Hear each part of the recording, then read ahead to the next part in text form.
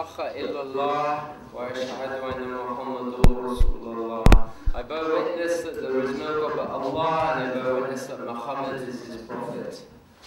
I'd now like to introduce Mohsen Beg to you for the second part of the evening. Mohsen is someone who has spent time in captivity himself. I'm sure that you all know that. He has spent time in Bagram, also in Guantanamo. He was arrested originally in Pakistan. He had to leave Afghanistan when this country was attacked. As I was saying, Mohsen was picked up in Pakistan. He was actually kidnapped in Pakistan. Kidnapped in the middle of the night, taken to Afghanistan. He was in prison in Afghanistan in Bagram Air Base, and from Bagram Air Base, he, like many other people, went on to Guantanamo Bay. Once he was released in 2005 from Guantanamo Bay, he got involved with the organisation Caged Prisoners. He's been a tireless campaigner for caged prisoners ever since then. And without further ado, I would like to hand you over to Mohsen Beg. Jazakallah khair for waiting. Bismillah ar-Rahman ar-Rahim. Alhamdulillah wa salatu wa salamu ala Rasulillah wa ala alihi wa sahbihi wa man wala. Allahumma la sahla illa ma ja'altuhu sahla wa anta taj'alul huzna idha shi'ta sahla. Brothers and sisters, assalamu alaikum wa rahmatullahi wa barakatuh. After you're all fully pakoraed and samosad up, I think it's time to get back to the issues regarding those of us who are suffering from the detention, from the extraordinary rendition, from the torture, from the dehumanization, from the degradation that we're seeing, and primarily that is of our sister Afia Siddiqui. Faqallahu asraha. May Allah subhanahu wa ta'ala release her soon. Afia Siddiqui has come to symbolize everything that is wrong in the war on terror, but everything that is wrong with us as Muslims too. We can continue to blame Americans and blame the United Kingdom and blame the anti-terror policies and blame everybody except ourselves. Because Allah subhanahu wa ta'ala will ask us, as we sit here, as we see people that have been butchered and massacred and imprisoned and tortured and so forth, that we are, in our number, millions. And yet, we are so useless.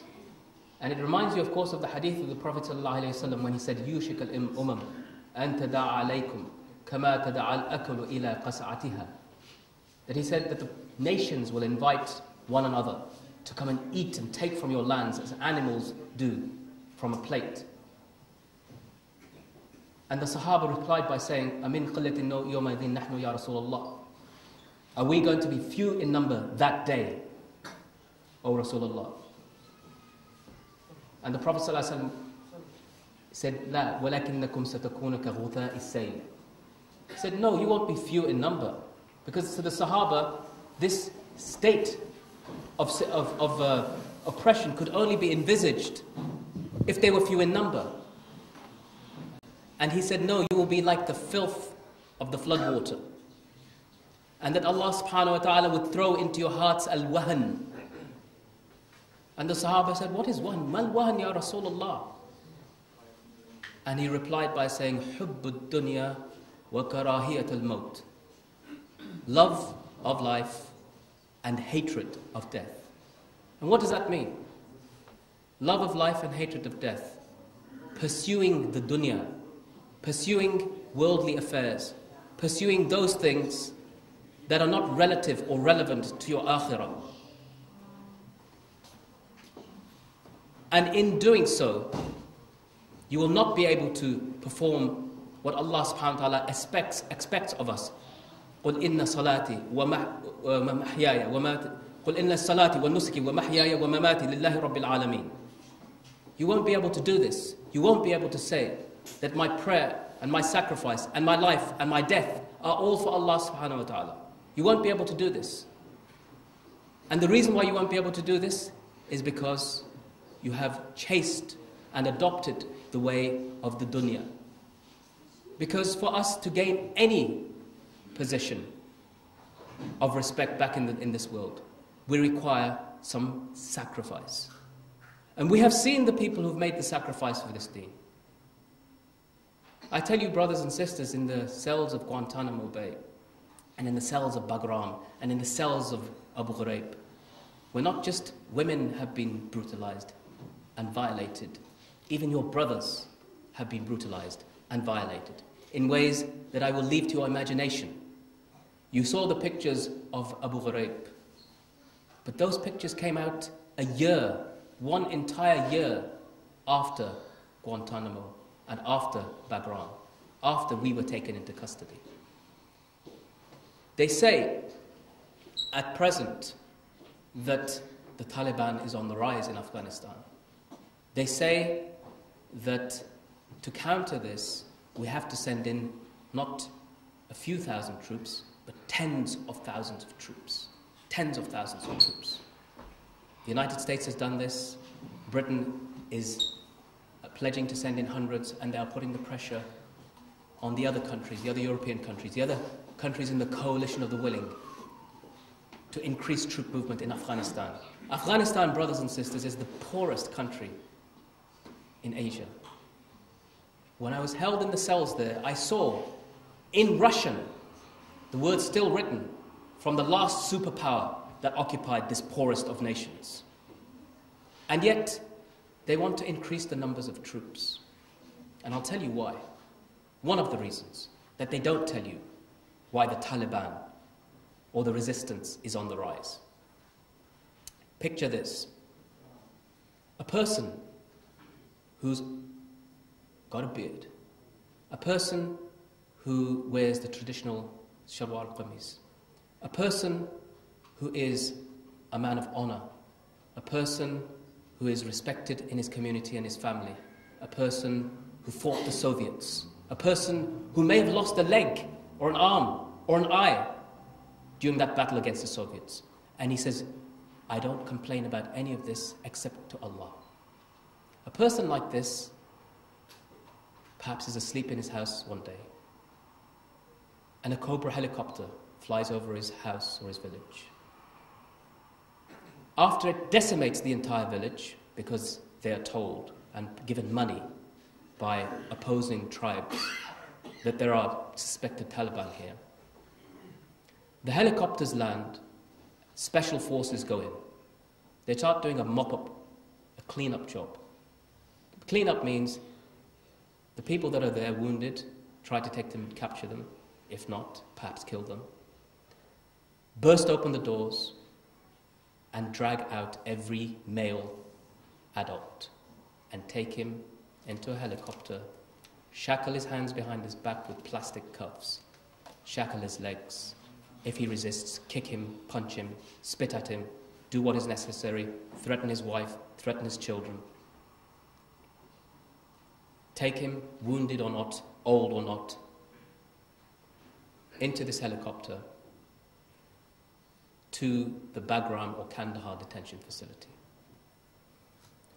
And in this facility, on the way there, he's told that he's the scum of the earth. Not in English, of course, because he doesn't understand English. He's a villager, a farmer. But by people, the warlords and their allies, who are now the friends of the United States and the friends of the United Kingdom in Afghanistan. And then he's told that he will never see his family again. But that's just the beginning. Because then they take him into a process that even the Soviets, who were very, very brutal indeed, did not do. And what is it that they do to this man? They don't really physically beat him so badly. That's what the Soviets would have done. What they do to this man is they do something much worse to him, because I said to you, he's a man of honor and a man of dignity. They throw him onto the floor. They take a knife. They slice that knife across his skin, and he can feel that cold blade as it glides across his skin, cutting off his clothes. He struggles, but they push down upon him. There's 2 soldiers sitting on him, one on his head, with his knee onto his head, and the other pinning him down into the small of his back, so he's immobilized. This brave warrior, this brave mujahid perhaps, is now unable to stand up and defend himself. And he's humiliated, he's stripped.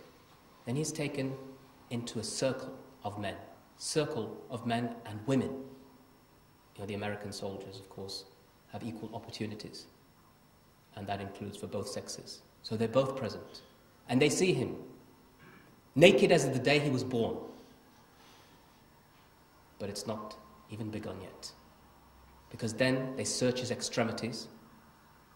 There's nothing to search. There's only humiliation to be had. And then they shave him. They shave his beard that he's never touched in his life, only clipped it. They shave his hair so that if he was to look in the mirror, he wouldn't know who he was looking at. He's never seen himself in this state, and yet these people have seen him in this state. And they photograph him, and they continue to photograph him. And then they laugh, and then they spit, and then they punch, and then they bring dogs.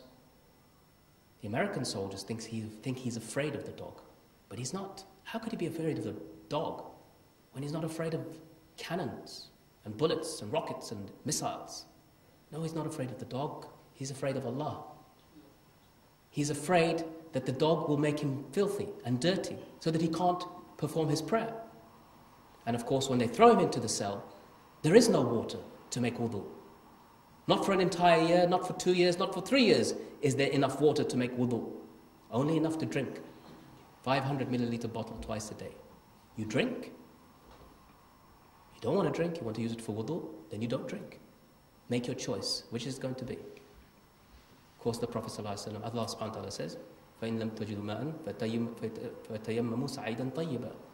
If you don't find water, then make tayammum. So this person makes tayammum for a year, 2 years maybe. Perhaps to the point that he does so much tayammum, he forgets that by the time they send him to Guantanamo, and he does have water, how do you do wudu again? Is it the hands first? Is it the head? Which one is it? I'm talking to you, my brothers, about myself. And things that I've witnessed about other people.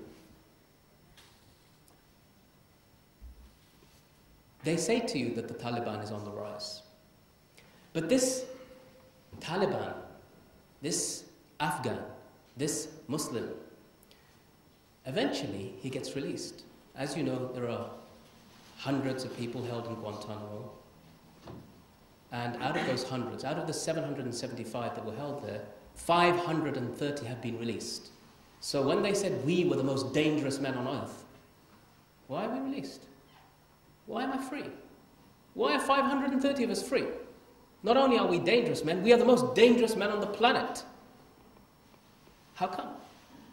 Is it any logic that the world's most powerful and arguably the most stupid man says that we are the worst of the worst and then he releases us? It doesn't make any sense. And yet, when these, amongst the people who are released, are some of these Afghan men, they go back home maybe 3 years later, maybe a few years later, in some cases a few months later, just to do justice. And not to say that everybody's held for years on end. But then who does he go home to? Does he go home to a society that is like our society here in the UK or in America or the West? Where nobody cares about you? Where you have no family, where there is no extended family because every man is an island? And an Englishman's home is his castle? Is that what he goes back home to? Or does he go back home to his wife, to his children, to his brothers and cousins, and his entire qabila, to his clan, to his tribe that makes up the nation that is called Afghanistan? And what does he tell this extended family, this clan, this tribe, this nation? What does he tell them?